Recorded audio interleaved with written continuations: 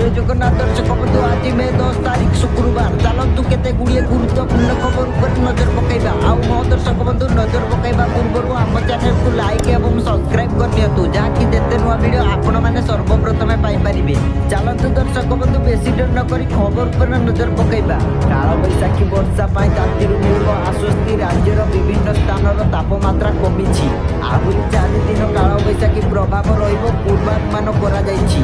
गतकाली विभिन्न स्थान में काल बैशाखी लगी गच उपुड़ी जावा सह घर छात उपुड़ी जावा मध्य देखा मिली।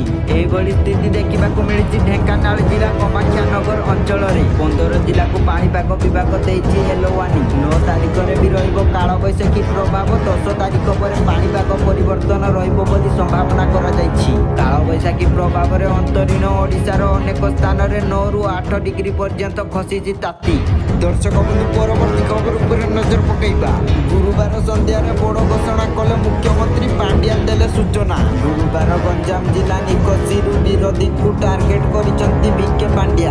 मंचरु विरोधी को टार्गेट करी मुख्यमंत्री नवीन पट्टनायक विकास वार्ता को घरे घरे प्रचार करने को लोकों को अपील करिसंती। एहा सहित से सूचना देइसंती जे गुरुवार संध्यार मुख्यमंत्री दल निर्वाचन इस्ताहार संपर्क में बड़ घोषणा करिवे। दर्शक बंधु परवर्ती खबर उपर नजर पकेबा। ओडिशा रे 2024-25 शिक्षा वर्ष रे आईटीआई नाम लेखा पाई आवेदन जारी। मे 15 रे शेष तारीख।